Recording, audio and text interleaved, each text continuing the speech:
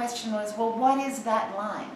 What is that fine line that I choose to walk, and I have chosen to walk as a woman?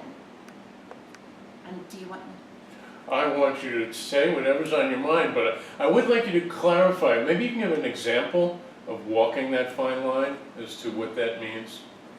And what's the tipping point from one side of the line to the other? Anything in particular?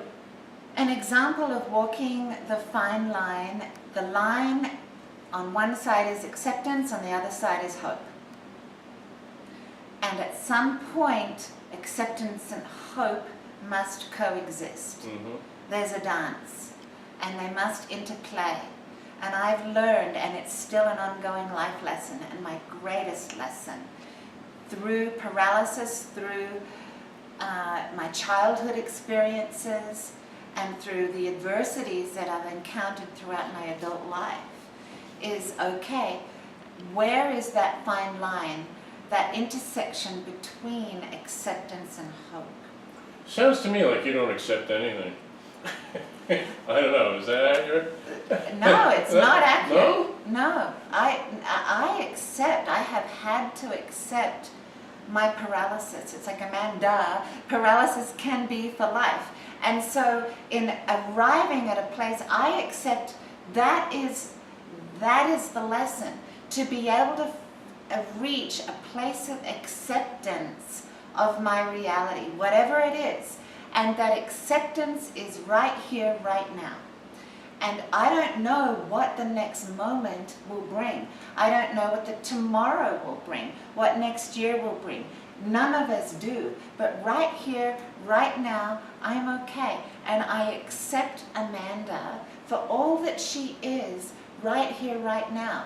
But with the power of intentionality and projecting and thinking, okay, with intention and having a little bit of hope for what might be, then that's where the delicious intersection is. And that's where the line is. And so that's my dance. And for right here, right now, I'm paralyzed. But I don't know, with my intention, with everything that I choose to do in my life, to have the optimal quality of life and to be always in pursuit of that, I'm hopeful, and my hope can be tangible with equipment like this, like a bionic exoskeleton suit, like the equipment that I choose to work out with, so that I can be hopeful for having a better quality of life and regaining, maybe rewiring those neural pathways in my body. So that's the example right there. The line between, well, is that? That's definitely clear. Now I understand what you're saying.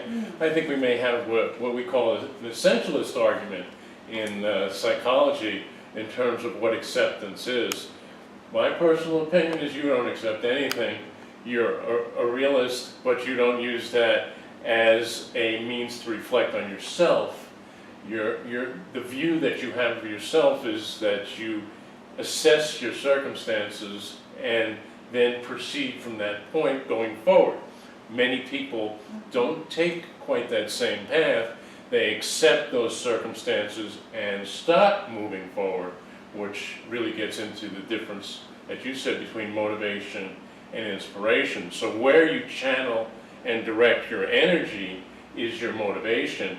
The reason that you do it is the inspiration that you've so clearly explained to us. Or explained to me. I think that was probably a well-rounded synopsis of what I just said, yet I challenge you in that I have lived with acceptance, and it's been a life lesson in that 5 years after paralysis. I was paralyzed when I was 22 years old from a freak somersault while downhill skiing. And that was a pivotal moment in my life, yes. But the greater pivotal moment was when, for 5 years, I lived with nothing but hope. And I took out acceptance from my vocabulary. I see. Completely. I was not going to accept paralysis. And so I did everything I could to walk out of those hospital doors. To prove the doctor wrong. The doctor and the guy upstairs, God, everybody. It's like, no, I'm going to do it. I can do this. I tried every type of holistic healing method. And damn it, 5 years later, I was still paralyzed. And there was a pivotal moment that happened Okay, that wait. took me to that point. Let's come back to that in a minute.